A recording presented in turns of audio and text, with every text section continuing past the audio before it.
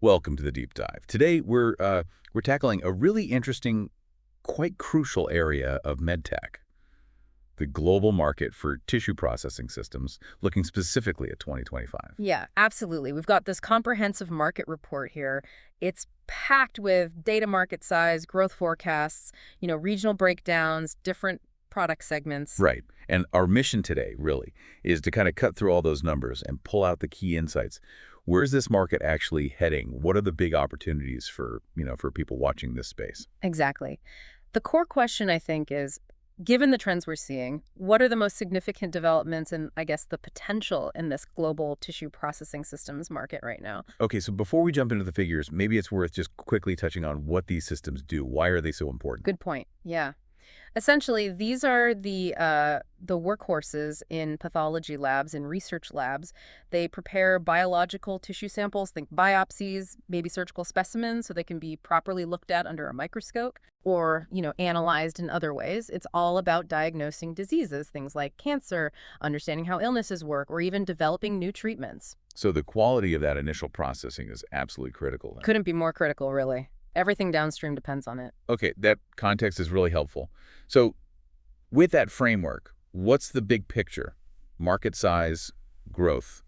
What are we looking at? All right, so the report projects the global market size for these systems at USD 562.87 million for 2025. Okay, over $500 million. Yeah. But what's really striking is the growth trajectory they're forecasting. Right. By 2033, it's expected to hit USD 134.14 million. Wow, that's almost double in, what, 8 years? Exactly. It represents a compound annual growth rate, a CAGR, of about 7.90% between 2025 and 2033. Pretty healthy growth. That is significant. What's the engine behind that kind of expansion? What's driving it? Well, the report really points to the rising demand for high-quality tissue samples. It's kind of the fundamental driver. Think about the constant push in medical research, understanding diseases at a deeper level, the whole personalized medicine movement. Right. Tailoring treatments. Precisely. Tailoring treatments to an individual's specific biology, and there's just the sheer volume of diagnostic tests happening worldwide. All of that depends on reliably and efficiently processing tissue. Makes perfect sense. Okay, so let's break it down geographically. Where's the most activity? Where's the biggest potential? So right now, North America holds the largest slice of the pie. Over 40% of the global market, actually. 40%. Okay. Their market size in 2025 is estimated at USD 208.26 million. And they're projecting a pretty steady CAGR, compound annual growth rate, of 6.7% through to 2033. And within North America, I imagine the U.S. is dominant, but what about Canada and Mexico? You're spot on. The U.S. market is projected at USD 164.32 million in 2025. That's a 6.5% CAGR. And a big factor there is this really strong push towards automation and adopting advanced tech in labs. Oh. Canada's smaller, sure, at USD 24.99 million in 2025, but its growth rate is actually expected to be a bit faster, 7.5% CAGR. They seem to be benefiting from increased healthcare spending and research investment. Interesting. And Mexico, while the smallest of the three at USD 18.95 million, still shows a healthy 7.2% CAGR projection. So if you zoom out a bit, Yeah. What's the overall story for North America? Why this consistent, strong growth? It's really a mix of things, a confluence, you could say. You've got ongoing advances in diagnostic pathology, how we diagnose diseases. Then there's the unfortunate reality of rising cancer rates, which obviously increases the need for tissue analysis. Right. Plus, there's that strong demand for automation in labs just to handle the workload efficiently. The region also benefits from, a well-developed healthcare infrastructure, significant money going into precision medicine. You mentioned AI and digital pathology, too. Exactly. Adoption of things like AI, high-throughput systems, a really thriving biotech and pharma research sector, government initiatives that are generally supportive, and the increasing use of digital pathology solutions. It all adds up. That paints a very clear picture for North America. Let's hop across the Atlantic. Europe, how does it compare? Europe is the second largest market. It holds over 30% of the global share. The market size for 2025 is estimated at USD 163.23 million. And the growth rate, Yeah. similar to North America. Pretty similar, yeah. The projected CAGR is also a solid 6.7%. Okay. And the report breaks down specific European countries, too, doesn't it? All right. Any standouts? It does. Let's see. The UK is looking at about USD 27.42 million in 2025, with a strong 7.5% CAGR. Germany is actually the largest single market in Europe. USD 32.32 million, 6.9% Hmm. CAGR. Russia's market is quite significant too. USD 25.30 million, though the growth is projected a bit lower at 5.7%. And even some smaller countries showing decent potential. Yeah, definitely. Places like Spain, Sweden, Denmark, Switzerland, even Luxembourg, they all have their own growth figures outlined, showing there's activity across the board.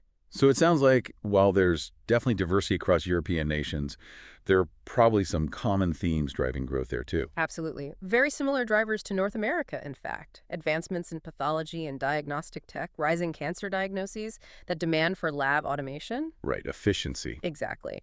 Healthcare investments are key. Government initiatives play a role. The uptake of AI and automated systems is happening there too.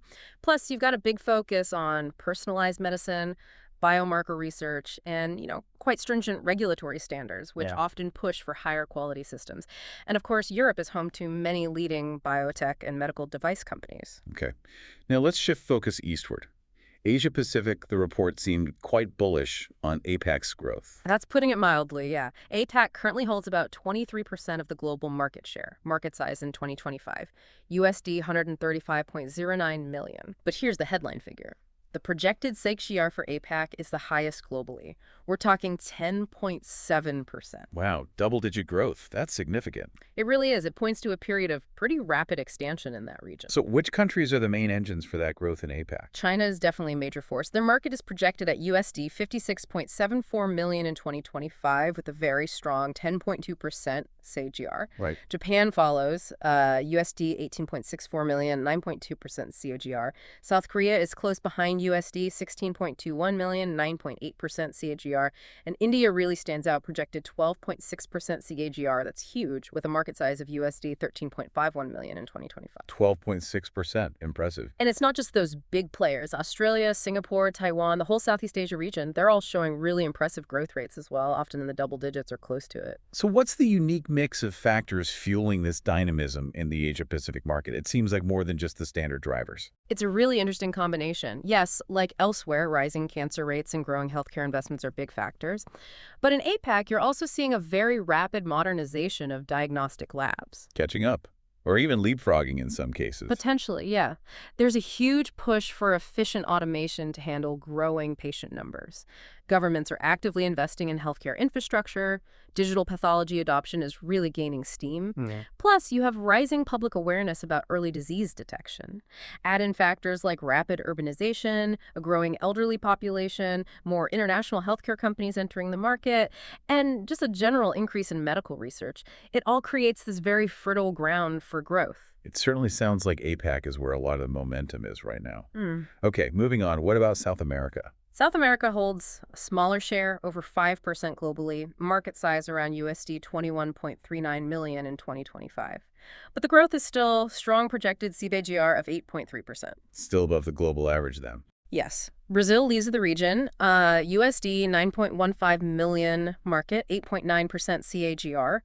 Argentina, Colombia, Peru, Chile, they all follow with solid growth projections too, mostly in the 8-9% range. And the drivers there. Similar themes again? Largely similar, yes. Increasing healthcare investments, rising cancer cases, driving demand for advanced diagnostics, labs expanding, government support for infrastructure. Plus, we're seeing technology adoption like AI and digital pathology making inroads, the growth of medical tourism in some countries, and an increasing focus on precision medicine. Got it. And the Middle East. What's the picture there? The Middle East accounts for about 2% of the global market, size around USD 22.51 million in 2025, with a projected CAGR similar to South America at 8.4%. Key countries. Saudi Arabia and the UAE are the most significant markets there, followed by Turkey, Qatar, and Egypt. Again, the drivers are familiar. More healthcare spending, rising chronic diseases, tech advancements in pathology, demand for efficient histopathology, especially for cancer. And government initiatives playing a role too. Very much so. Government-led healthcare infrastructure development is a big factor, along with growth in medical tourism, expansion of private hospitals and labs, more awareness of early detection, and technology adoption. Right. Finally, let's touch on Africa. Africa represents the smallest regional market currently, around 1% globally.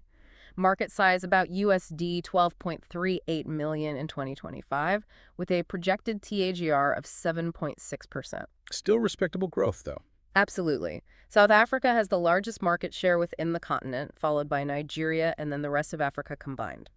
The drivers here include, again, growing cancer and chronic disease rates, which increases the need for accurate diagnostics. And infrastructure development. Yes, there's a gradual expansion of healthcare infrastructure, government efforts, though sometimes challenging, to improve pathology and lab services. You're also seeing rising investments in medical research centers, adoption of newer tech where possible, including digital pathology, a focus on early detection awareness, and importantly, the growing presence of international healthcare companies and various public-private partnerships. It's really fascinating to see both those regional differences, but also the common threads like automation, rising disease rates, driving growth almost everywhere. Okay, let's switch gears slightly. The report also segments the market by the type of system. What are the key categories? Right. So the report highlights that high-volume tissue processors are expected to keep the largest market share. Makes sense for big labs. Exactly. Think large clinical labs, major research institutions. They need high throughput, efficiency. These systems often have significant automation built in to streamline the workflow, reduce manual steps. So those are the big workhorses. Are there other categories growing faster, maybe? Interestingly, yes. The report identifies medium volume tissue processors as the fastest growing segment. Oh, okay. Why is that? It suggests there's a growing sweet spot in the market. Institutions that need more than a basic setup but don't quite need the massive capacity or maybe can't afford the cost of the high volume systems. These offer a balance. Cost effectiveness combined with decent efficiency. Probably attractive for mid-sized hospitals, specialized research labs. Finding that middle ground. Okay. And what about modality? The report mentioned benchtop versus portable systems. Yeah. So benchtop units currently hold the largest share. They're sort of the standard, well-established format. Good for many labs, especially small to medium ones where space might be a factor. They tend to be relatively cost-effective, easier to use, perhaps. But the portable ones are growing fast, you said. That's right. Portable units are seeing rapid expansion. The big appeal is flexibility. They allow high-quality processing, potentially outside a traditional lab. Think point-of-care settings, maybe remote research sites. That definitely opens up possibilities, doesn't it? Yeah. Expanding access. Yeah. What about the actual technology inside these machines? Vacuum versus microwave? Good question. So vacuum tissue processors currently have the biggest market share. It's a proven technology. The vacuum helps pull air out of the tissue, which means reagents penetrate better. This generally leads to higher quality samples and can speed things up compared to older methods. Reliable, established. Exactly. But the fastest growing segment here is microwave tissue processors. Microwave technology. Faster processing. Significantly faster. Yes. They use microwave energy to speed up the key steps: fixation, dehydration, embedding. The promise is much shorter processing times while still maintaining high quality results. It taps into that constant need for speed and efficiency. Again, that push for faster turnaround times. Okay, final segmentation point.